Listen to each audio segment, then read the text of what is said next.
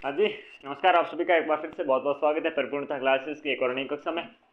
आज की इस कक्षा में अपन क्या पढ़ने जा रहे हैं, राजस्थान की प्रमुख रूप से प्रागैतिहासिक जो स्थल हुए उन प्रागैतिहासिक स्थलों के बारे में हम पढ़ने जा रहे हैं। ओके चलिए। ओके जी, तो देखिएगा, मानव के संपूर्ण इतिहास को 3 कालों में विभक्त कर सकते हैं। कैसे? एक प्रागैतिहासिक प्राक युग, दूसरा आद्य युग और तीसरा आपके ऐतिहासिक युग। प्राक, आद्य और ऐतिहासिक युग। संपूर्ण इतिहास को 3 कालों में, संपूर्ण इतिहास है, इस संपूर्ण इतिहास को 3 कालों में विभक्त किया जा सकता है। कितने में? 3 कालों में विभक्त किया जा सकता है। प्राक, प्राक के बाद में आद्य और ऐतिहासिक। प्राक युग में आपके प्राग ऐतिहासिक जो युग हैं, इसमें आपके इतिहास के उस कहा जाता है, किस काल को कहा जाता है? उस काल को कहा जाता है जिसके ज्ञान के लिए कोई लिखित साक्ष्य नहीं मिलते हैं। मानव लेखन कला से अपरिचित था और इस युग का काल सृष्टि के आरंभ से हड़प्पा सभ्यता के आरंभ तक काल की दृष्टि से क्या है? युग का काल सृष्टि है, उस सृष्टि के आरंभ से हड़प्पा सभ्यता के प्रारंभ तक होना माना जाता है।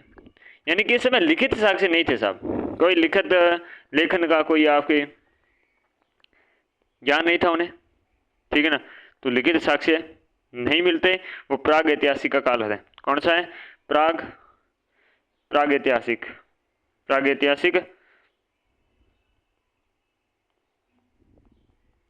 काल है, ठीक है ना। प्राग ऐतिहासिक काल है। इसमें भी आपके निम्न काल में बांटा जा सकता है। एक है पूर्व पाषाण, एक है मध्य पाषाण, एक है उत्तर। ये है पाषाण काल में पूर्व, मध्य और उत्तर। तो दूसरे नंबर पे आते हैं आद्यकाल। प्राग ऐतिहासिक काल में भाई लिखित रूप से कोई साक्ष्य नहीं मिलता, और जो सभ्यता के प्रारंभ से लेकर सभ्यता है, उस सभ्यता के प्रारंभ से लेकर अपने क्या है, कब तक चल रहे हैं? हड़प्पा सभ्यता के प्रारंभ तक। इतिहास के उस काल को कहा जाता है जिसके आपके लिखित साक्ष्य उपलब्ध है, उसे क्या कहेंगे? आद्य युग कहेंगे। क्या कहेंगे? आद्य युग कहेंगे, जिसके आपके लिखित साक्ष्य हैं या लिखित साक्ष्य उपलब्ध हैं, लिखित साक्ष्य उपलब्ध हैं, उसे हम आद्य युग कहेंगे, आद्य युग कहेंगे, आद्य युग कहेंगे। उनकी लिपि को अभी तक पढ़ना संभव नहीं हुआ है। लिखित साक्ष्य तो है लेकिन पढ़ना संभव नहीं हुआ है। पढ़ना संभव है, ये पढ़ना संभव नहीं हुआ है मेरे दोस्त, नहीं हुआ है। आद्य युग हड़प्पा सभ्यता से लेकर 600 ईस्वी पूर्व तक माना जाता है। ये आद्य युग है, ये हड़प्पा सभ्यता से लेकर 600 ईस्वी पूर्व तक माना जाता है। कब से कब? हड़प्पा से लेकर 600 ईस्वी पूर्व तक, हड़प्पा से 600 ईस्वी पूर्व तक, हड़प्पा से 600 ईस्वी पूर्व तक। फिर ऐतिहासिक युग, उस कालखंड को कहते हैं जिसके संबंध में स्पष्ट और सुपठित लिखित साक्ष्य हैं और 600 ईस्वी से आपके प्रारंभ होता है और वर्तमान समय तक के आपके जारी हैं, ठीक है ना, वर्तमान समय तक जारी हैं। सबसे पहले पाषाण युग के बारे में बात करें तो पाषाण युग में आपके निम्न पूरा पाषाण है। निम्न पूरा पाषाण का आपके काल आता है, वो आपके लगभग 2 लाख से 60,000 वर्ष पूर्व की बात है। लगभग 2 लाख से 60,000 वर्ष पूर्व की, 2 लाख से आपके 60,000 वर्ष पूर्व तक के निम्न पूरा पाषाण का काल है। मध्य पूरा पाषाण का काल कौन सा होगा? 60,000 से 40,000 वर्ष पूर्व का, ये क्या होगा? मध्य का होगा। और 40,000 से 10,000 वर्ष पूर्व का उत्तर पूर्व पाषाण। फिर मध्य पाषाण 10,000 से 4,000 वर्ष पूर्व का काल है। फिर नव पाषाण आ जाएगा, वो 4,000 से 3,100 वर्ष पूर्व का काल था, ठीक है ना। देखो भाई साहब, हमने उत्तर, मध्य और मोटे तौर पर बात यह है कि निम्न तो हो जाएगी आपके 2 लाख से भाई 2 लाख हैं, 2 लाख से 60,000 वर्ष पूरे, ठीक है ना। और निम्न के बाद मध्य पूरा पाषाण है, ये मध्य हो जाएगा 60,000 से 40,000 वर्ष पूर्व, ठीक है। उसके बाद उत्तर पूर्व पाषाण आ जाएगा। उत्तर पूर्व पाषाण आपको 40,000 से 10,000 वर्ष आपके पूर्व की बात है। मध्य पाषाण में देखिए, मध्य पाषाण है 10,000 से 4,000 वर्ष पूर्व का, ठीक है ना। और फिर मध्य पाषाण के बाद नव पाषाण आएगा जो 4,000 वर्ष से 3100 वर्ष के समय है, ये आपके इसके अंतर्गत आएगा।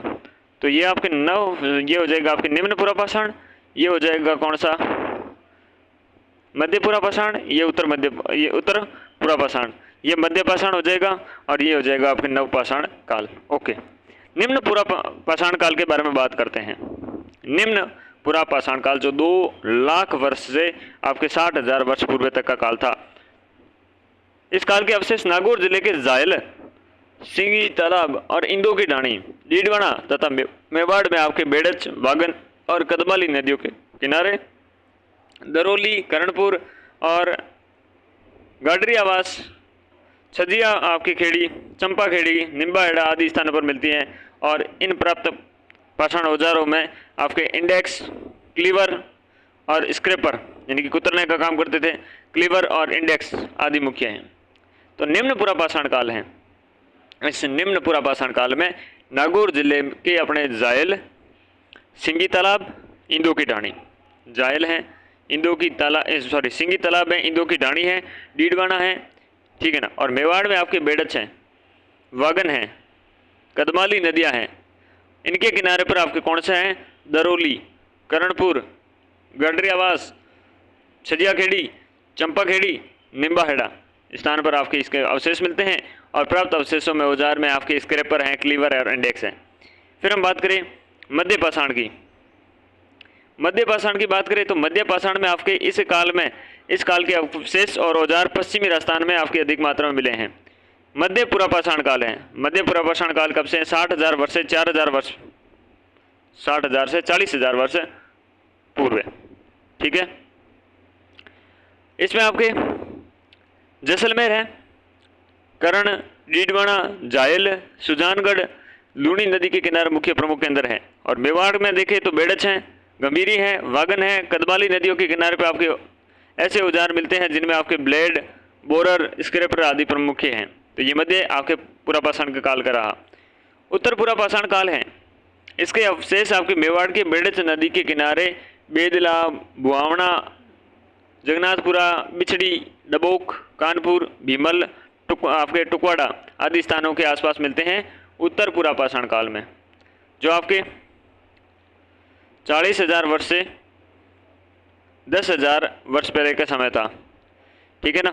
और सभ्यता में वाइंट है, बोरर है, स्क्रैपर है, ब्लेड है, फ्लूटेड कोर है आदि आपके मुख्य औजार मिलते हैं। पश्चिमी राजस्थान में इस काल में बहुत कम आपके अवशेष प्राप्त हुए हैं। पश्चिमी राजस्थान के इस अपने काल के इस काल के क्या भाई साहब, बहुत कम आपके अवशेष मिलते हैं पूरा आपके उत्तर पूर्व पाषाण के, लेकिन मध्य पाषाण के पूर्व पाषाण के अच्छे से मिलते हैं, ठीक है ना। बेदला, बुआना, जगन्नाथपुरा, बिछड़ी, डबो, कानपुर, भीमल, टुकड़वास आदि आपके बेड़च नदी के किनारे के आसपास के क्षेत्र थे। फिर आपके मेसोलिथिक काल है या फिर मध्य पाषाण काल है। जलवायु परिवर्तन और मानसूनी वर्षा बढ़ जाने के कारण आपके उत्तर पूर्व पाषाण के अंतिम चरणों में राजस्थान के तत्कालीन मनुष्य ने समूह में रहना प्रारंभ कर दिया और मृतकों के आपके शवागार थे उसमें दफनाना शुरू कर दिया। तो मध्य पाषाण काल में ये स्टार्ट होता है कि वो आपके समूह में रहने शुरू हो गए हैं और दफनाना शुरू कर दिया है। औजार निर्माण की प्रक्रिया और स्वरूप में भी आपके परिवर्तन आया है। चर्ट हैं, आपके चालसीडनी हैं, जास्पर हैं, अगेट हैं, जैसे पत्थर में आपके औजार बनाए जाने लगे, ठीक है ना। चर्ट, चालसीडनी, जास्पर, अगेट आदि पत्थरों से आपके औजार बनाए गए। और इस काल में मेसोलिथिक काल कहा जाता है, ठीक है ना। और ये टाइम देखिए इसके, तो इसका टाइम है 10,000 वर्ष से 4,000 वर्ष के बीच में है। और इस काल में आपके अवशेष प्राप्त है, ये संपूर्ण राजस्थान से होते हैं किसके,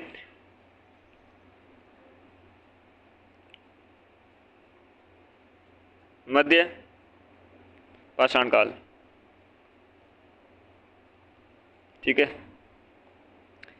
बागोर है, तिलवाड़ा है, विराटनगर है, सोजत है, आपके धनेरी है, मंडपिया है, निम्बाहेड़ा है, डोडा दोरा है, चंद्रावती है, सोनपुरा है, हरसोदा आदि काल में भी आपके महत्वपूर्ण केंद्रों में एक है। इस समय औजार आपके हड्डी और लकड़ी के फंसाकर बनाए थे। हड्डी और जो लकड़ी है इसे फंसाकर आपके औजार बनाते थे। आज से कितने साल पहले हैं ये? 10,000 से 4,000 वर्ष के बीच में है। ज्यामितीय आकृति के औजार सब भी शामिल है इसमें। फिर नवपाषाण के देखें तो आपके 4,000 वर्ष से 3100 ईसा पूर्वी के बीच में आपके देखने को मिलता है।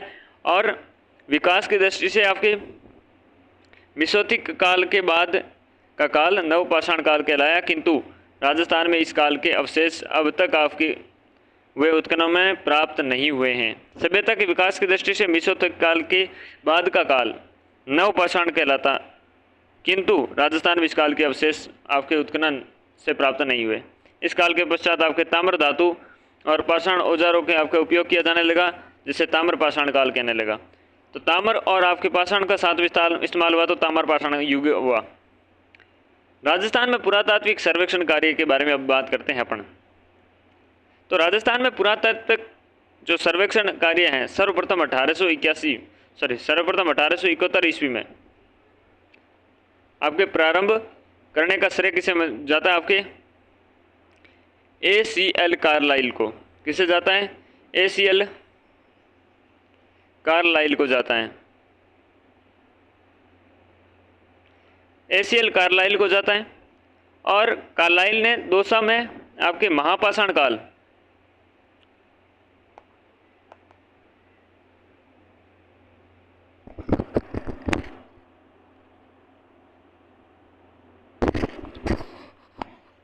महापाषाणकालीन कब्रों की खोज की। कार्लाइल ने दौसा में आपके महापाषाण काल था, उस काल की आपके कब्रें हैं, उन कब्रों की क्या करी? खोज करी। और कार्लाइल को राजस्थान पुरातात्विक संरक्षण का आपके जनक कहा जाता है। तो दौसा में आपके महापाषाणकालीन कब्र खोदने के कारण राजस्थान पुरातत्व सर्वेक्षण का आपके जनक किसे कहते हैं? कार्लाइल को कहते हैं। किसे कहते हैं? कार्लाइल को कहते हैं। सरस्वती नदी तट पर आपके स्थित प्राचीन स्थलों में सर्वे आपके संबंधी कार्य ओरेल स्टेन ने, सरस्वती नदी तट पर आपके स्थित जो प्राचीन स्थलों के सर्वे संबंधी कार्य हैं ये किसने किए? ओरेल स्टेन ने किए।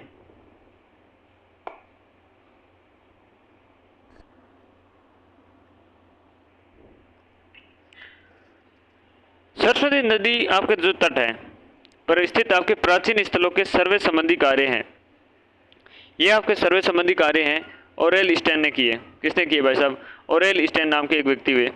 Aurel,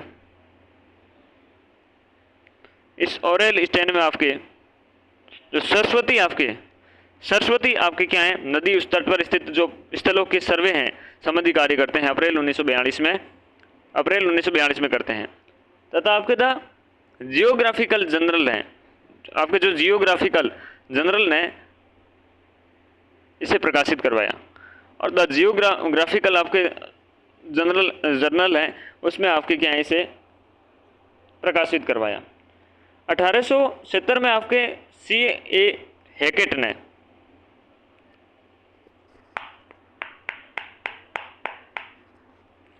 C.S. जो हैकेट हुए, उन हैकेट ने आपके सर्वप्रथम जयपुर और इंद्रगढ़ से पत्थर से निर्मित आपके पाषाणकालीन हस्त कुठार हैंडेक्स की खोज करी। 1870 में आपके C.A. हैकेट हुए। कौन हुए? C.A. हैकेट हुए। इन्होंने आपके कहाँ पर? इन्होंने आपके जयपुर और इंद्रगढ़ से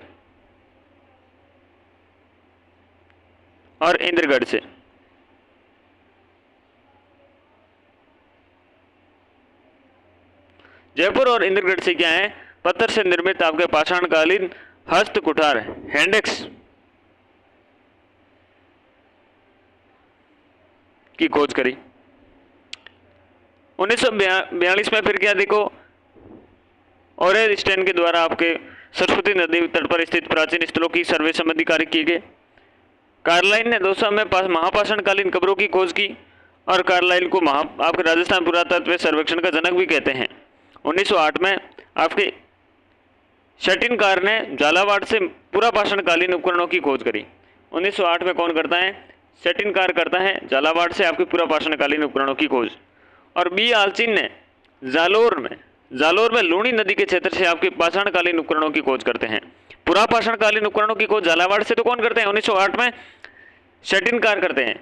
और बी आलचिन है, बी आलचिन आपके जालोर में लूणी नदी से जो क्षेत्र है वहां पर पाषाणकालीन क्षेत्र उपकरण है उनकी खोज की जाती है।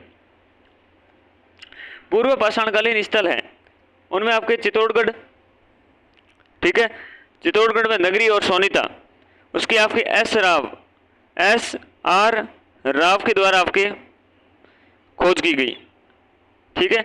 और जालोर में बी आलचिन, मंडेपिया में वीएन मिश्र, और दौसा में कौन है? कार्लाइल है। और भानगढ़ में कौन है? के सौंदराजन है, भानगढ़ में के सौंदराजन, मंडियापा में वीएन मिश्र, जालोर में बी आलचिन, जालोर में बी आलचिन। पूर्व राजस्थान में भानगढ़, डिगोरिया और विराटनगर में आपके हैंडेक्स संस्कृति का पता चलता है। हैंडेक्स संस्कृति का कहाँ से पता चलता है? यह पता चलता है आपके भानगढ़, डिगोरिया और विराटनगर से, ठीक है ना। अब हम सबसे पहले बागोर संस्कृति के बारे में बात करेंगे। उससे पहले हमने यहाँ से चीज़ें पढ़नी प्रारंभ करी, पहले वाली तो रहने दो, यहाँ से देखो, उसका तो हम कर चुके हैं रिवीजन। राजस्थान में पुरातत्व सर्वेक्षण कार्य के बारे में देखें तो राजस्थान में पुरातत्व जो सर्वेक्षण कार्य है सर्वप्रथम 1871 में प्रारंभ होता है और कार्लाइल के द्वारा ACL कार्लाइल के द्वारा शुरू किया जाता है। इसलिए आपके कार्लाइल ने दौसा में महापाषाणकालीन कब्रों की खोज करी और कार्लाइल को राजस्थान पुरातत्व संरक्षण का जनक कहते हैं। सरस्वती नदी तट पर स्थित प्राचीन स्थलों की खोज कौन करता है? ओरेल स्टेन करते हैं अप्रैल 1942 में और द जियोग्राफिकल जर्नल में आपकी प्रकाशित करवाते हैं। 1870 में CA हैकेट ने सर्वप्रथम जयपुर और इंदगढ़ में आपके पत्थर निर्मित जो पाषाणकालीन हस्तकुटार थी हैंडेक्स हैकेट। 1908 में शेटिनकार झालावाड़ पूरा पाषाणकालीन, ठीक है ना। बी आलचिन ने जालोर लूणी आपके जो नदी क्षेत्र है उसे पूरा जो पाषाणकालीन आपके उपकरण है उनकी खोज करी। चित्तौड़गढ़ में आपके नगरी सोनीता, ये SR राव का संबंध था खोजकर्ता में। जालोर में आपके बी आलचिन है, मंडपिया में वीएन मिश्र है, दौसा में कार्लाइल है, भानगढ़ में आपके के सौंदराजन है, ठीक है। अब हम बात करते हैं अपने बागोर संस्कृति के बारे में। कौन सी संस्कृति? अपने बागोर संस्कृति के बारे में बात करते हैं। तो देखिएगा, अवस्थिति देखते हैं सबसे पहले तो भीलवाड़ा जिले के मांडलगढ़ तहसील में कोठारी नदी के आपकी क्या है? कोठारी नदी के बाएं किनारे पर स्थित यह एक भारत का सबसे मध्य पाषाणकालीन स्थल है जो 10,000 वर्ग मीटर में फैला हुआ है। भीलवाड़ा जिला है जिसमें मंडपिया तहसील है, यहाँ पर क्या मांडलगढ़ तहसील है, यहाँ पर बागोर संस्कृति आपको मिलती है। और नदी कौन सी है? नदी है कोठारी। नदी कौन सी है? कोठारी नदी। और इसके बाएं किनारे पर यह बाग फैला हुआ है, सबसे मध्य आपके पाषाणकालीन स्थल है, मध्य पाषाणकालीन स्थल है और 10,000 वर्ग मीटर में फैला है। बागोर स्थल से प्राप्त सांस्कृतिक सामग्री की विविधता और मात्रा अन्य अधिकांश मध्य पाषाणकालीन जो स्थल है उनकी तुलना में कहीं अधिक है। बागोर स्थल है, इस बागोर स्थल से जो सांस्कृतिक सामग्री आपकी विविधता देखने को मिलती है, मात्रा मिलती है, देखने को मिलती है, यह अधिकांश जो मध्य पाषाणकालीन स्थल हैं उनकी तुलना में कहीं ज़्यादा हैं। सबसे अधिक आपके रेडियो कार्बन तिथियों वाला और मध्य पाषाणकालीन स्थलों में सबसे सटीक रूप से दिनांकित वाला स्थल भी यही है। सबसे अधिक आपके रेडियो कार्बन आपके तिथियों वाला और मध्य पाषाणकालीन स्थलों में सबसे सटीक रूप से आपके दिनांकित वाला स्थान भी यही है। बागोर के शमशान दग्ध स्थान के आपके पास महासत्योग नामक टीले पर भी किए गए उत्खनन कार्य से विपुल मात्रा में आपके पाषाण काल से संबंधित आपकी पूरा संबंध प्राप्त हुई और महासती नामक टीले में आपके 5 परतें प्राप्त हुई। महासती नामक एक टीला हुआ, 5 परतें मिली वहां से शमशान में, यानी कि दग्ध स्थान के पास महासत्यो नामक टीले पर किए गए उत्खनन कार्य से विपुल मात्रा में क्या मिले? पाषाण काल से संबंधित पूरा संपदा प्राप्त हुई, जो कि आपके 5 परतों में प्राप्त हुए हैं। विभिन्न खाइयों में कुल लगभग 150 सेंटीमीटर मोटी आपकी निवास सामग्री पाई गई है, जो ईसा पूर्व 5000 वर्ष के निरंतर बस्ती को दर्शाती है। विभिन्न खाइयों के में कुल लगभग आपके 150 सेंटीमीटर मोटी निवास सामग्री पाई गई है, ईसा पूर्व 5000 वर्षों की निरंतर बस्ती को दर्शाती हैं। और यह पत्थर पर आधारित आपकी तकनीक और शिकार पशु पालन पर आधारित अर्थव्यवस्था के रूप में विकसित स्थल था। ये कैसा स्थल था? यह स्थल था आपके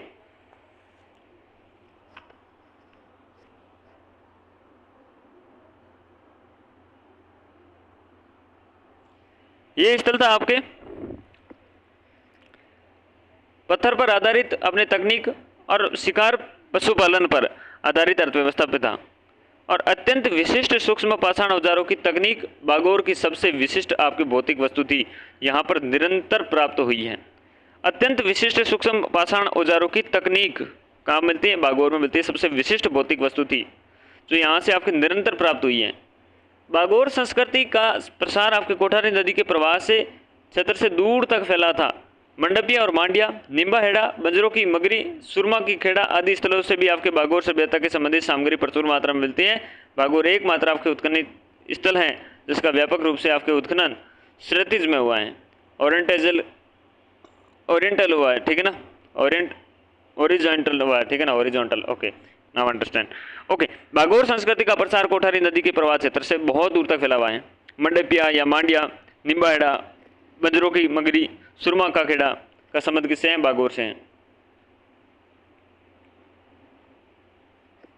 बागोर से रहेगा। उत्खननकर्ता कौन है? तो इसके आपके जनवरी 1967 में 1967 में जनवरी में वीएन मिश्र के द्वारा और साथ में एलएस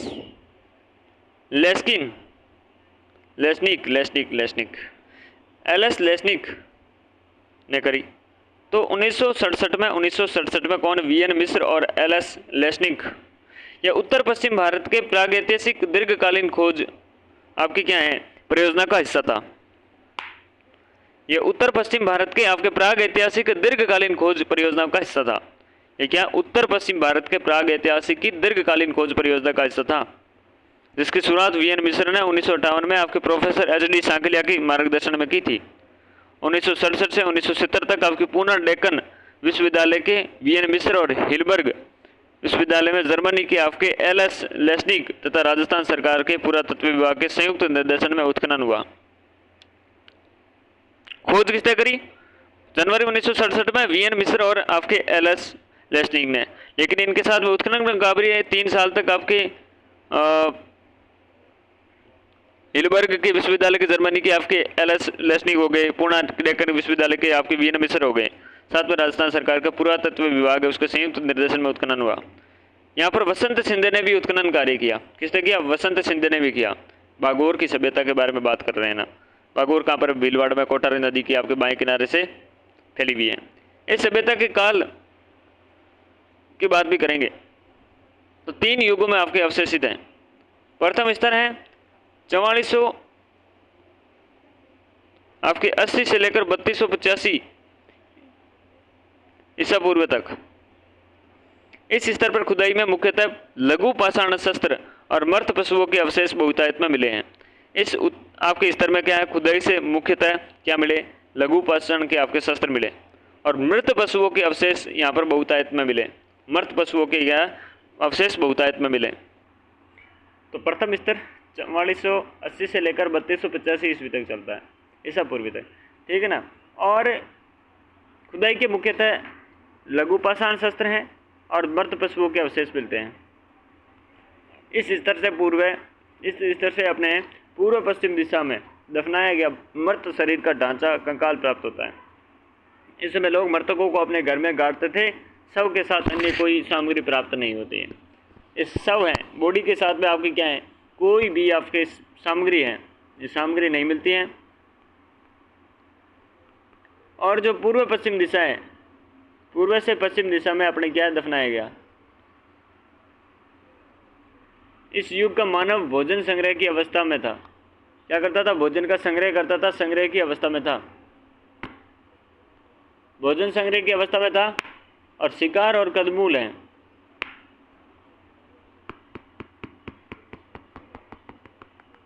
शिकार और आपके जो कदमूल है ये जंगली फल से अपना जीवन निर्वाह करता था। और इस समय आपके मानव भोजन पकाने की विधि से क्या था? अनभिज्ञ था। क्या था? अनभिज्ञ था, जानकार नहीं था। क्योंकि यहाँ से भोजन बनाने से के पात्र भी प्राप्त नहीं हुए, पहले स्तर से ये बात निकलती है। और इस स्तर से आपके ज्यामितीय आकार के पाषाण उपकरण प्राप्त होते हैं।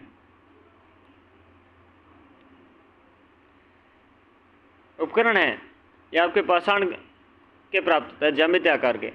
जिनमें कुंडलित, पृष्ठफलक, त्रिभुज, आपके समलंब और बालेंद्र तथा कटक प्रमुख हैं। ठीक है ना। भागोर प्रथम चरण में एक प्रकार से आपके पाषाण उपकरणों, माइक्रोलिथिक आपके उद्योग का औद्योगिक स्तर था। ठीक है ना। तो पाषाण उपकरणों यानी कि माइक्रोलिथिक उद्योग का क्या था, औद्योगिक स्तर था। उत्खनन के प्रथम स्तर पर लाल और पीले रंग के आपकी गेरू टुकड़ी भी प्राप्त हुई है। संभवतः इसका उपयोग शरीर के अलंकृत करने में किया जाता होगा। ये सौंदर्य आपके जो प्रसाधन थे उनका प्रथम उपयोग था। तो लाल और पीले रंग के गेरू के टुकड़े भी प्राप्त हुए, गेरू के टुकड़े। ठीक है ना। और क्या क्या मिला ना, प्रथम स्तर से हमने देख लिया है। भोजन जो पकाने की है ये विदेश से अनभिज्ञ थे। दूसरा स्तर है ये 2765 से लेकर 500 ईसा पूर्वी तक थे। द्वितीय स्तर हैं आपके 2765 से 500 ईसा पूर्वी तक। यह स्तर ताम्रपाषाण काल और कांस्य काल से संबंधित था। ताम्रपाषाण काल है और कांस्य काल है। यहाँ से प्रचुर मात्रा में ताम्र के उपकरण हैं, तांबे के उपकरण मिलते हैं। द्वितीय स्तर से प्राप्त ताम्र उपकरणों में तीरों के फल हैं, बालों के फल हैं, ये आपके सुआ प्रमुख हैं। लगभग 3 दर्जन आपके मन के प्राप्त हुए हैं इस स्तर से। 3 दर्जन मन के प्राप्त हो गए, 3 दर्जन मन के प्राप्त हुए। यहाँ से पूर्व पश्चिम दिशा में लिटाए हुआ आपके समाधान है। और इस काल में आपके मृतकों को दफनाने की प्रक्रिया में भी अंतर आ गया था। सबके पास आपके उपहार स्वरूप सामग्री रखने की प्रथा भी आरंभ हो गई थी। सामग्री थी, ये सामग्री आपकी दूसरा स्तर है, इस दूसरे स्तर में ये प्रारंभ हो गई थी। उसके पास में कुछ सामग्री रखकर फिर आपके पैक कर देते थे। ठीक है ना। उपहार स्वरूप रखे जाने के पदार्थों में मिट्टी के बर्तन हैं, ताम्र तथा पाषाण के उपकरण हैं, खाद्य पदार्थ हैं और मनके हैं। इस युग में मानव ने कृषि कार्य और मिट्टी के बर्तनों का प्रयोग करना प्रारंभ कर दिया था। मिट्टी के बर्तन और कृषि कार्य प्रारंभ कर दिए थे प्रयोग करना। इस समय पौधों की आपने खेती प्रारंभ हुई थी। किसकी? पौधों की। कृषि और अपने पशुपालन प्राचीनतम साक्ष्य मिलते हैं। भाई कृषि और पशुपालन के प्राचीनतम साक्ष्य कहाँ से मिलते हैं? बागोर की सभ्यता से दूसरा जो स्तर था वहाँ से निकला था। और मृद पात्र आपके सुंदर और मटमैले हैं। मृद पात्र क्या है? सुंदर और मटमैले हैं, रेखाएं खींचकर आपके अलंकृत किए गए हैं। सुंदर हैं और मटमैले हैं, रेखाएं खींचकर आपके क्या अलंकृत किए गए हैं। अधिकांश पात्र किस पे बने हुए हैं? चाक पर बने हुए हैं। गड़े बड़े अपने तंग मुंह के तसले, सरावले, तस्तरियाँ, कटोरे, थालियाँ, लोटे आदि प्रमुख हैं। गड़े मिले, तसले मिले, सरावले मिले, तस्तरियाँ मिली, कटोरे मिले, थालियाँ मिली, आपके लोटे मिले, सारी चीज़ें बड़ी प्रमुख रूप से मिली, है ना। इसके बाद तीसरा स्तर है। तीसरे स्तर में क्या क्या मिला देखते हैं। 500 से लेकर चौथी सदी तक, 500 ईसा पूर्वी से लेकर चौथी सदी तक, इस समय मानव ने भोजन संग्रही अवस्था में भोजन उत्पादन अवस्था को अपना लिया। भोजन संग्रही अवस्था से तो निकल गए और निकलकर अपने भोजन का उत्पादन करने की अवस्था में आ गए। लोहे के उपकरण प्राप्त हुए। पत्थर के साथ अपने ईंट और टाइलों का भी उपयोग भी कार्य में, निर्माण कार्य में हुआ।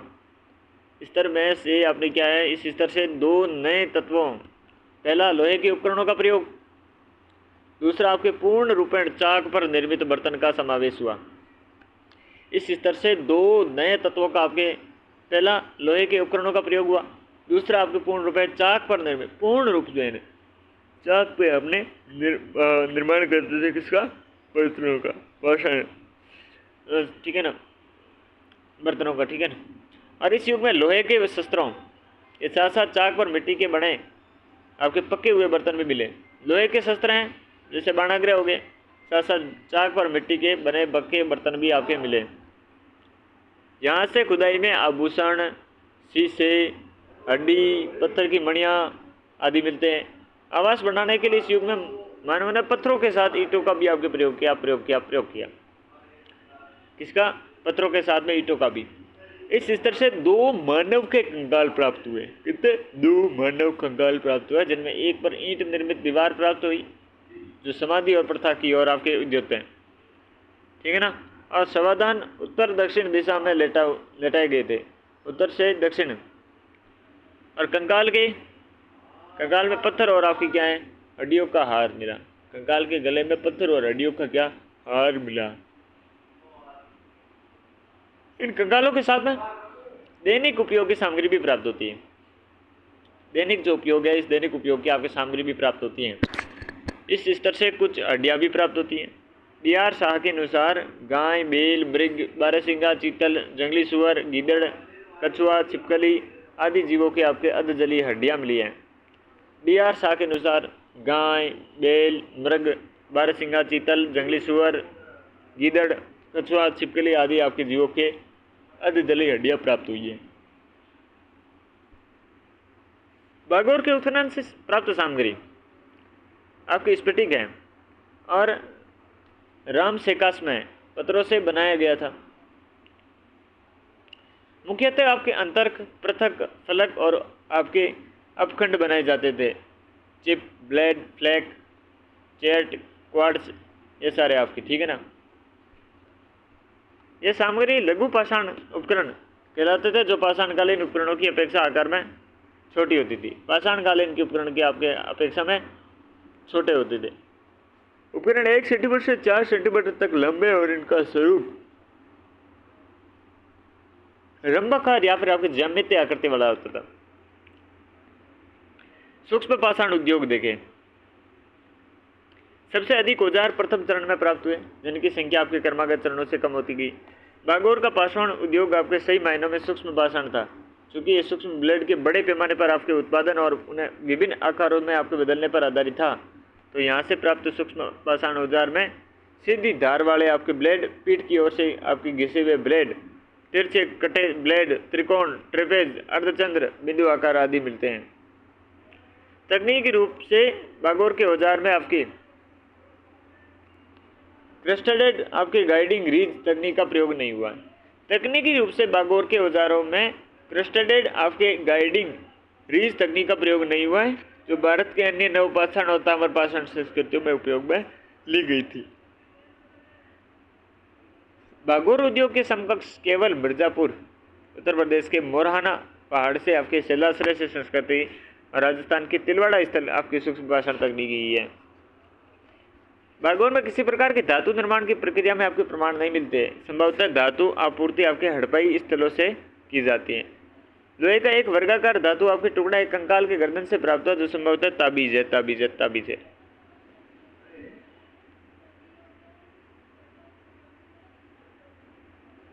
ताम्र उपकरण।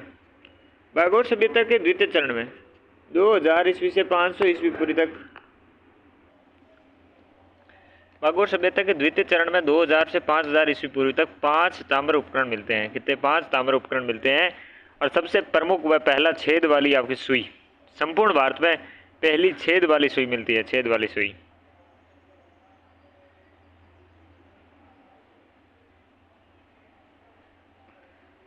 और जो कितनी है 10.5 सेंटीमीटर की है, 10.5 सेंटीमीटर की लंबी है। दूसरी कुंताग्र है, दूसरी क्या है? कुंताग्र है। तीसरा उपकरण है त्रिभुजाकार शस्त्र। तीसरा क्या है? त्रिभुजाकार शस्त्र है। और दो हैं क्या, जिसमें दो हैं छेद, ठीक है ना। प्रमुख कितने? 5 उपकरण हो गए, 5 उपकरण हो गए दोस्तों, 5 उपकरण हो गए। आभूषण। बागोर सभ्यता में आभूषण का प्रयोग प्रथम चरण से दिखाई देता है। बागोर सभ्यता में आभूषणों का तो प्रयोग प्रथम चरण से दिखाई देता है। मोतियों का प्रयोग तो प्रचुर रूप से हुआ है। यहाँ पर मोतियों से निर्मित हार हैं, कान के लटकन हैं, मुख्य रूप से आपके पालपसम और इंद्रगोप तथा कांच के बनते थे। जो अपने निर्मित हार हैं मोतियों से और कान की लटकने हैं, मुख्य रूप से किसे? पालपसम, इंद्रगोप और कांच से बनते थे। लाल और पीले गेरू रंग के आपके नए टुकड़े प्राप्त हुए, जिनका उपयोग आप अलंकरण और सौंदर्य रूप से करते थे, प्रसाधन के लिए करते थे। बागोर से प्राप्त पाषाण उपकरण प्राचीन पाषाणकालीन उपकरणों की तुलना में बहुत छोटे हैं। जो प्राचीन आपके पाषाणकालीन उपकरण है उससे तो बहुत छोटे हैं। बागोर में अपने से समाधान के स्पष्ट प्रमाण मिलते हैं, समाधान के स्पष्ट प्रमाण मिलते हैं। बागोर के उत्खनन में 5 मानव के कंकाल मिले। यहाँ की संस्कृति के तीनों चरणों में सब आपके निवर्तन पद्धति पर प्रकाश डालते हैं, ठीक है ना। और तीसरी में तो उत्तर से दक्षिण तक आपके मुंह था, ऐसे लटाया हुआ था उत्तर से दक्षिण। और यहाँ से पत्थर से बनी हुई बेल की मूर्ति भी मिलती है। कहाँ से? बागोर से। बेल की मूर्ति पत्थर से निर्मित कहाँ से मिलती है? बागोर से मिलती है। यहाँ से आपके शेल्टर हाउस यानी कि कसाई खाने के प्रमाण भी मिलते हैं। बागोर से प्राप्त मर्द भांडों में अलंकरण की प्रचुरता नहीं मिलती, अलंकरण बहुत कम है मर्द भांडों में। बागोर में आपके पाषाणकालीन, मध्य पाषाणकालीन, ताम्र युगीन या लोहे युगीन सभ्यताओं के अवशेष मिले हैं। बागोर से पाषाणकालीन, बागोर से क्या है? पाषाणकालीन, मध्य पाषाणकालीन कह दीजिए, और ताम्र युगीन और लोहे युगीन सभ्यताओं के अवशेष मिले हैं। वीएन मिश्र ने इस पुरातात्विक सर्वेक्षण पर आपके old stone age culture eight Rajputana लिखी है पुस्तक। Old stone age culture eight आपकी क्या है? राजपुताना इस पर लिखी है। ठीक है ना। तो ये बागोर सभ्यता थी। इस बागोर सभ्यता के हमने यहाँ तक पूरी चीज़ें थी। ये बागोर सभ्यता के बारे में हमने पढ़ लिया है। किसके बारे में? बागोर सभ्यता के बारे में पढ़ लिया है दोस्तों। बागोर सभ्यता के बारे में पढ़ लिया है। बागोर सभ्यता मांडल तहसील भीलवाड़ा जिले में कोठारी नदी के बाएं किनारे पर स्थित है और भारत का सबसे मध्य पाषाणकालीन स्थल है और 10,000 वर्ग किलोमीटर में फैला है। बागोर स्थल से प्राप्त सांस्कृतिक सामग्री विविधता और मात्रा आपकी क्या अन्य अधिकांश मध्य पाषाण स्थलों की तुलना में कहीं अधिक है ना। तो क्या है अपने बागोर सभ्यता से क्या है? सांस्कृतिक सामग्री की विविधता और अन्य अधिकांश मध्य पाषाणकालीन स्तरों की तुलना में बहुत ज़्यादा है। सबसे अधिक आपके रेडियो कार्बन तथ्य वाला और मध्य पाषाणकालीन स्थलों के सबसे सटीक रूप से आपके दिनांकित करने वाला स्थान है ये बागोर। शमशान के पास आपके महासत्यो के टीला नामक टीले मिले हैं। महासत्यो नामक टीला मिला है और उत्खनन में केवल कार्य में विपुल मात्रा में आपके पाषाण काल में संबंधित पूरा संपदा प्राप्त हुई है। महासती नामक टीले में 5 आपकी परतें थी। विभिन्न खाइयों में आपके खाइयों में कुल लगभग 150 सेंटीमीटर मोटी निवास सामग्री पाई गई है जो ईसा पूर्व 5,000 वर्षों की निरंतर बस्ती को दर्शाती हैं। पत्थर पर आधारित टेक्नोलॉजी और शिकार पशुपालन पर आधारित अर्थव्यवस्था के रूप में विकसित है। ये अत्यंत विशिष्ट सूक्ष्म पाषाण औजारों की आपके तकनीक बागोर सबसे विशिष्ट भौतिक वस्तु थी और निरंतर प्राप्त हुई। सबसे आपके सूक्ष्म पाषाण जो औजार है इसकी विशेषता देखने को मिलती है। बागोर संस्कृति आपकी कोठारा नदी के प्रवाह से दूर तक फैली है। मंडेपिया, निम्बाहेड़ा आपके बंजरों की मगरी हैं, सुरमा का खेड़ा, ये तो है ही देखा हमने। एकमात्र बागोर एकमात्र उत्खनन स्थल है जिसका आपके उत्खनन हॉरिजॉन्टल यानी कि क्षैतिज में हुआ है। उत्खननकर्ता के रूप में देखें तो बागोर की खोज आपके 1967 में होती है। वीएन मिश्र हैं और आपके एल कौन है? लेस्निक हैं। उत्तर पश्चिमी भारत के प्रागैतिहासिक दीर्घकालीन खोज परियोजना का हिस्सा था ये। और वीएन मिश्र ने 1958 में आपके प्रोफेसर एच.डी. सांकलिया के मार्गदर्शन में की थी। ठीक है ना, जिसकी शुरुआत। और 1967 से 1970 में आपके पुनर्लेक्शन विश्वविद्यालय के वीएन मिश्र, हिलबर्ग आपके विश्वविद्यालय जर्मनी के एल.एस. लेस्निक और राजस्थान पुरातत्व सर्वेक्षण विभाग के संयुक्त निर्देशन में ये उत्खनन हुआ। यहाँ वसंत सिंह ने भी उत्खनन का कार्य किया। काल के हिसाब से देखें तो 3 युगों के अवशेष मिले इससे। प्रथम स्तर में हमने देखा 4480 से लेकर 3285। खुदाई में मुख्यतः आपके क्या थे? लघु पाषाण शस्त्र थे और मृत पशुओं के अवशेष आपके बहुतायत में मिले। पूर्व पश्चिम दिशा में दफनाया जाता था, पूर्व से पश्चिम में। ठीक है ना। मृत शरीर का ढांचा या कंकाल प्राप्त होता है। मृतक के घर में अपने घर में ही गाड़ते थे। कोई शव में सामग्री नहीं डालते थे पहले चरण में, तो दूसरे में डालना शुरू कर देते हैं। भोजन संग्रह की अवस्था में था। शिकार और कंदमूल आपके खाता था। तो क्या करता? सिर्फ भोजन का संग्रहण करते था।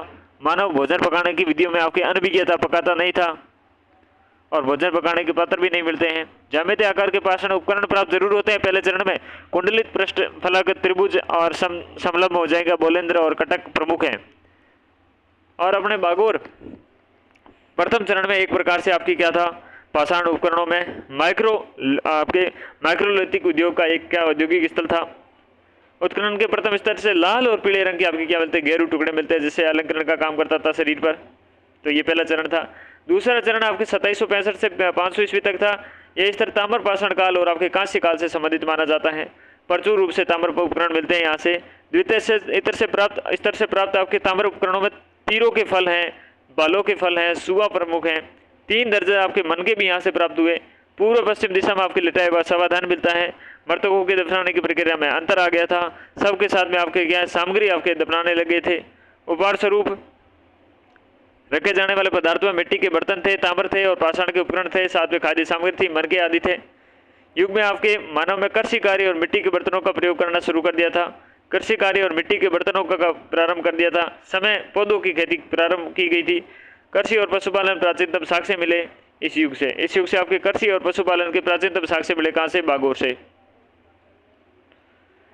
इस काल में मर्द पात्र आपके सुंदर और मटमैले हैं, रेखा खींच दी गई थी इस पर, ठीक है ना।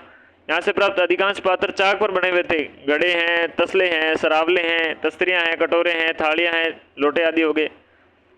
तीसरा हमने देखा 500 ईसा पूर्व से आपके 4वीं सदी तक देखा, भोजन संग्रह अवस्था से निकल गया था, भोजन का उत्पादन अवस्था में आ गया था, ठीक है ना। और लोहे के उपकरण प्राप्त हुए हैं। पत्थरों के साथ ईंट और टाइलों का भी उपयोग निर्माण कार्य देखा। दो अपने नए तत्वों की, पहला लोहे के उपकरणों का प्रयोग और दूसरा आपके पूर्ण रूप से चाक का निर्मित बर्तन समावेश हो गए थे। लोहे के शस्त्रों में आपके विशेषता बाणाग्र के साथ साथ में चाक पर मिट्टी के बने बर्तन भी आपके मिले हैं। यहाँ से खुदाई में आपके आभूषण हैं, शीशे हैं, हड्डी है, पत्थर की मणियां हैं मिली हैं।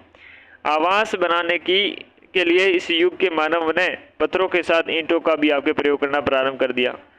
इस स्तर से 2 मानव कंकाल प्राप्त हुए हैं, जिनमें एक आपकी ईंट निर्मित दीवार पर प्राप्त हुई हैं और जिसे क्या कहते हैं समाधि प्रथा की आपके द्योतक हैं, वो उत्तर से दक्षिण में लटाया करते थे तीसरे चरण में।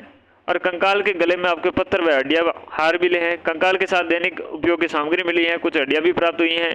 डीआर सान है तो गाय, बेल, मृग, बारहसिंगा, चीतल, जंगली सुअर और गिदड़, कछुआ, छिपकली आदि के जीवों की आपके अधजली हड्डियां भी मिली हैं।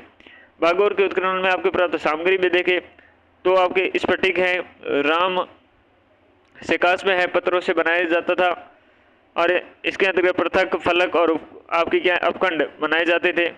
यह सामग्री आपके लघु पाषाण उपकरण कहलाती थी। पाषाणकालीन उपकरणों की अपेक्षा आकार में छोटे हैं, 1 सेंटीमीटर से 4 सेंटीमीटर लंबे हैं, रंबाकार है, ज्यामितीय आकृति है। सूक्ष्म पाषाण उद्योग प्रथम चरण से प्राप्त होते हैं सबसे अधिक, तो संख्या क्रमागत चरणों में आपकी कम होती गई। बागोर पाषाण आपके उद्योग सही मायनों में सूक्ष्म पाषाण था, चूंकि सूक्ष्म ब्लेड के आपके बड़े पैमाने पर उत्पाद और उन्हें विभिन्न आकारों में बदलने पर आधारित था। यहाँ से प्राप्त सूक्ष्म आपके पाषाण औजार सीधे धार और आपकी पीठ की ओर से घिसे हुए ब्लेड, तिरछे कटे हुए ब्लेड, त्रिकोण और ट्रेपेज, अर्धचंद्र और आपके बिंदु आकार आदि थे। तकनीकी रूप से आपके बागोर के जो औजार में क्रेस्टेडेड गाइडिंग रीज तकनीक का प्रयोग नहीं हुआ। तकनीकी रूप से आपकी क्या है, बागोर के औजारों में क्रेस्टेडेड गाइडिंग जो रीज तकनीक थी उसका प्रयोग नहीं हुआ। भारत के अन्य नव पाषाण और ताम्र पाषाण संस्कृतियों में प्रयोग में भी ली गई थी। बागोर उद्योग के समकक्ष केवल मिर्जापुर उत्तर प्रदेश और मोहर आना पहाड़ की शैलाश्री संस्कृति और राजस्थान के तिलवाड़ा स्थल से सूक्ष्म पाषाण तकनीक मिले हैं। बागोर में किसी प्रकार के धातु प्रक्रिया के प्रमाण नहीं मिले हैं। यहाँ धातु निर्माण प्रक्रिया के प्रमाण नहीं मिले हैं। ये धातु आपकी आपूर्ति हड़प्पा से करते थे। एक वर्गाकार आपके धातु टुकड़ा एक कंकाल के गर्दन से प्राप्त हुआ जो संभवतः ताबीज है। ताम्र उपकरण हमने देखे कि द्वितीय चरण में आपके 5 उपकरण प्राप्त होते हैं।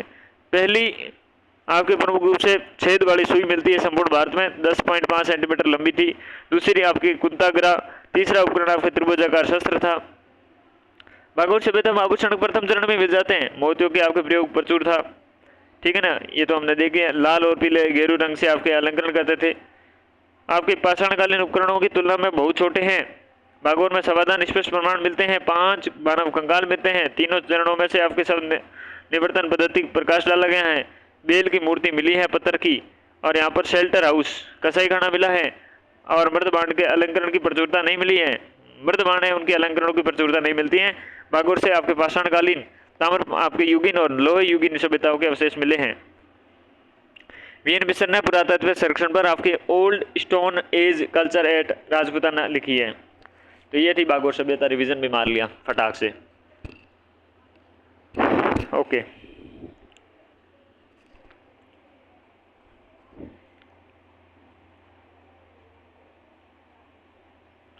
अगली सभ्यता है अपनी निम्बा हेड़ी संस्कृति। निम्बा हेड़ा संस्कृति कहाँ पड़ती होगी? चित्तौड़गढ़ में पड़ती होगी। सही बता रहा हूँ नहीं बता रहा हूँ? गंभीरी नदी के आपके सहायक निम्बा या कजाली या कदमाली, निम्बा कजाली या कदमाली पर आपके बनी नदी के किनारे अपने स्थित हैं। मध्य पाषाणकालीन स्थल हैं। कैसा है? मध्य पाषाणकालीन स्तर है, ठीक है ना। 1962 से 63 में आपके वीएन मिश्र ने उत्खनन किया। बागोर का भी वीएन मिश्र ने किया था। और 1962-63 में आपके निम्बार्ड संस्कृति का भी उत्खनन किया जाता है। एम हेरोन ने भी यहाँ आपके उत्खनन कार्य किया। हेरोन है, हेरोन ने भी यहाँ पर उत्खनन कार्य किया। प्राप्त सामग्री देखें, मुख्य रूप से सूक्ष्म आपके पाषाण उपकरण मिले, जैसे कि ब्लेड, फ्लेक, आपके ल्यूनेट्स आदि प्राप्त हुए। बागोर सभ्यता का ही विस्तार था ये, बागोर सभ्यता का भी निम्बार्ड विस्तार था आपने, इसलिए सूक्ष्म पाषाण उपकरण तो मिलने ही थे, क्योंकि वहाँ पर सूक्ष्म पाषाण के आपके उपकरण मिलना ही तो विशेषता है। और मध्य पाषाण की तो ये है ही। ताम्र युगीन सभ्यता के अवशेष भी मिले हैं। ताम्र युगीन सभ्यता आहड़ सभ्यता का विस्तार क्षेत्र है। ताम्र युगीन सभ्यता आहड़ क्षेत्र का विस्तार कह सकते हैं निम्बार्ड, क्योंकि ताम्र युगीन सभ्यता के अवशेष भी मिलते हैं। निम्बार्ड के समीप आपके धारेश्वर जलप्रपात हैं के निकट आपके लाल रंग के शैल चित्र भी मिले हैं, जो मुख्यतः शिकार और नृत्य आदि के दृश्यों से संबंधित हैं। लाल रंग के शैल चित्र मिले हैं अपने धारेश्वर जो जलप्रपात है उसके निकट। ये आपके शैल चित्र भीमबेटका मध्य प्रदेश के समान प्रतीक होते हैं, लेकिन भीमबेटका जितने परिष्कृत तो नहीं है। आपके शैल चित्र भीमबेटका की तुलना में प्राचीन है, भीमबेटका की तुलना में प्राचीन है। 6 आपके गुफा निवास मिले हैं निम्बार्ड में, 6 गुफा निवास मिले हैं। और समीप आपके निम्बार्ड के समीप रथांजना नामक स्थान से आपके पुरापाषाणकालीन उपकरण भी मिले हैं, रथांजना से। तो ये निम्बार्ड थी। निम्बार्ड से तो इतनी बात निकल के आती है कि ये गंभीरी नदी है। कौन सी नदी है? अपने गंभीरी नदी के सहायक निम्बा या कजाली या कदमाली नदी के किनारे पर स्थित है। 1962-63 में वीएन मिस्र के द्वारा उत्खनन किया गया था और एम हेरोन ने भी आपके उत्खनन कार्य किया था। सहायक सामग्री तो हमने देख ली है। आपके सूक्ष्म पाषाण मिलते हैं, ताम्र युगीन सभ्यता के भी अवशेष मिलते हैं। धारेश्वर जलप्रपात के निकट लाल रंग के शैल चित्र भी मिलते हैं, जिन पर शिकार वगैरह के चिन्ह हैं। भीमबेटका मध्य प्रदेश के समान प्रतीत होते हैं, लेकिन उनसे इतने ज़्यादा परिष्कृत तो नहीं है, लेकिन उनसे प्राचीन जरूर है। 6 आपके गुफा निवास भी मिले हैं और इसके निकट ही आपके समीप स्थान है रथांजना है। रथांजना पे आपके पुरापाषाणकालीन उपकरण भी मिले हैं। अब देखिएगा मंडिया या मांडिया संस्कृति, ये भीलवाड़ा जिले में आपके बनास नदी के किनारे ही स्थित है और वीएन मिश्र ने भी इसका उत्खनन किया। हमने कौन सी देख रहे हैं? मंडपिया देख रहे हैं। हम पहले देख चुके हैं अपने शुरू में बागोर सभ्यता, और मंडपिया अभी देख रहे हैं, और इसके पहले अपने कौन सी देखी थी? निम्बार्ड। इसमें वीएन मिश्र का उत्खननकर्ता नाम देख रहे हैं। सामग्री देखें तो निम्न पुरापाषाण काल और मध्य पाषाण काल के उपकरण मिले हैं।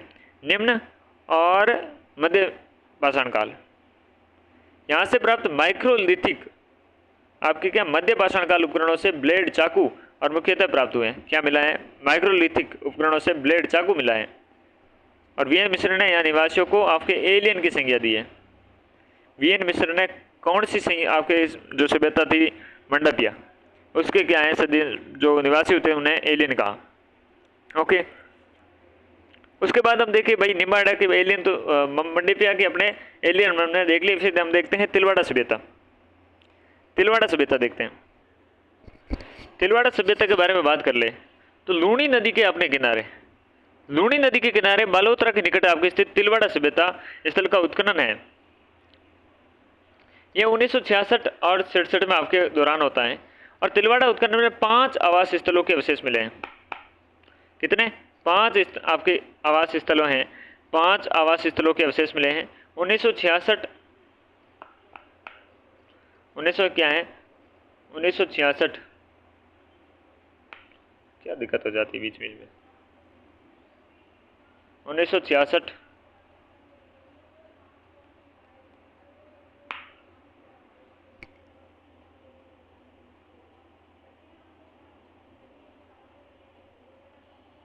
67 में आपके होती है, ठीक है ना, उत्खनन। और तिलवाड़ा में आपके यहाँ से चाक पर बने हुए स्लेटी और लाल रंग के मर्दबान मिले हैं, ठीक है ना। लाल रंग की और स्लेटी, चाक पर बने स्लेटी और लाल रंग के मर्दबान मिले हैं। तिलवाड़ा में एक अग्निकुंड भी प्राप्त हुआ है, जो मानव अस्थि भस्म और मृत पशुओं की अस्थि अवशेष प्राप्त हुए हैं। यहाँ के मानव अखेटवर्ती की पुष्टि करते हैं। और वीएन मिश्र इस सभ्यता का काल आपके 500 ईसा पूर्व से 200 ईसा पूर्व बताते हैं, 200 ईस्वी तक बताते हैं, 200 ईस्वी तक बताते हैं। अखेटवर्ती की पुष्टि होती है, एक अग्निकुंड मिलता है।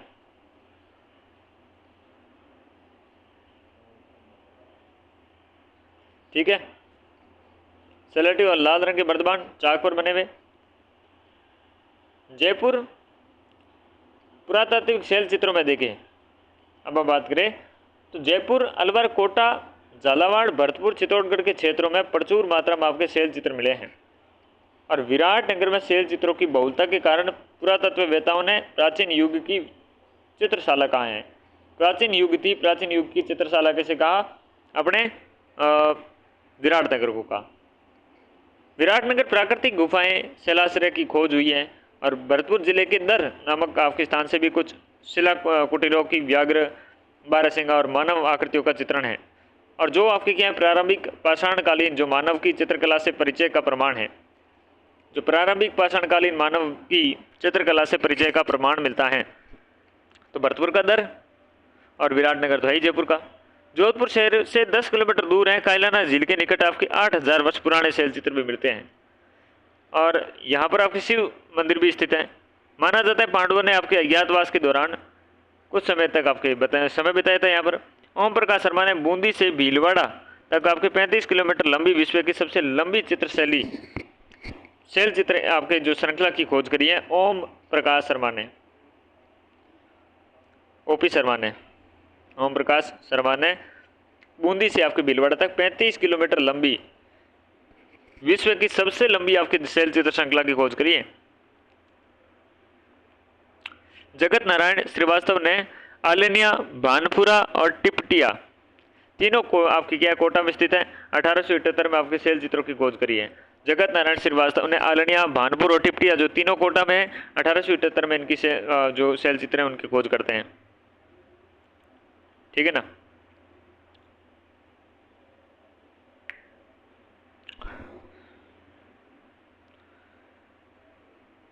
देखें जी, तो धातु युगीन सभ्यताओं के बारे में अगर हम बात करें तो ये हमारी सभ्यता देखी अभी तक की।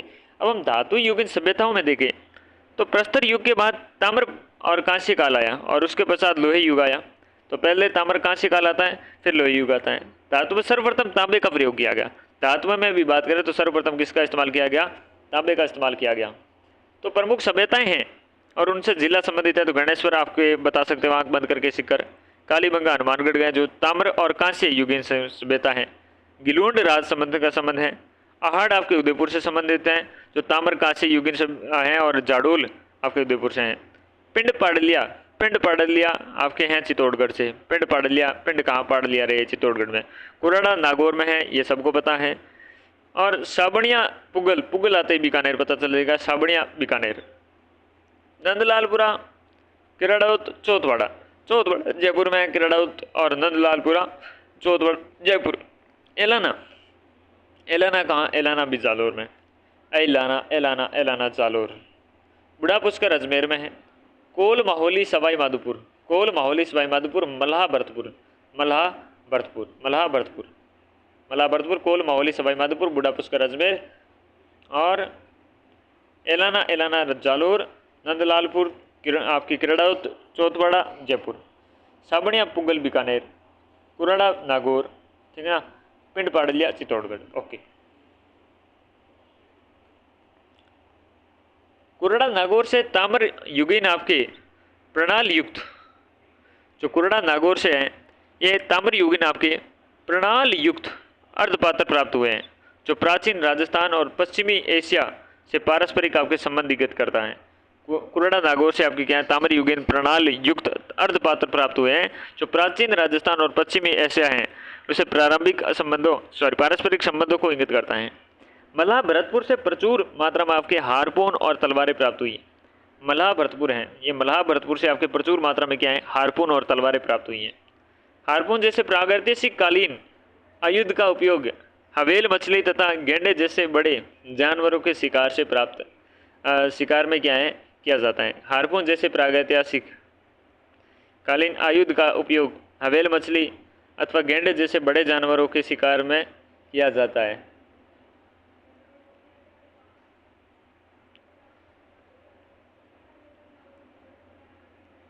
हारपून जैसे प्रागैतिहासिक अपने कालीन आयुध का उपयोग हेवेल मछली और गेंडे जैसे बड़े जानवर को शिकार में किया जाता था, इसका हारपून का। और मिलाकांड से ये मिला है आपके मल्हा भरतपुर से। मल्हा भरतपुर के प्रचुर मात्रा में हारपून और तलवारें मिले हैं। किरणोत जयपुर से आपकी क्या है, ताम्रयुगीन 58 चूड़ियाँ मिली हैं और 28 चूड़ियों के 2 सेट मिले हैं, तो 58 चूड़ियाँ होगी, 58 चूड़ियाँ और 28 चूड़ियों के तो सेट मिले हैं। किरणोत जयपुर में है, किरणोत जयपुर से आपके ताम्रयुगीन मिली हैं। ओके, कालीबंगा सभ्यता इस कक्षा में हम प्रारंभ नहीं करेंगे, अगली कक्षा में ही कालीबंगा सभ्यता को देखेंगे। तो इस कक्षा में इतना ही, मिलते हैं अगली कक्षा में, तब तक के लिए नमस्कार।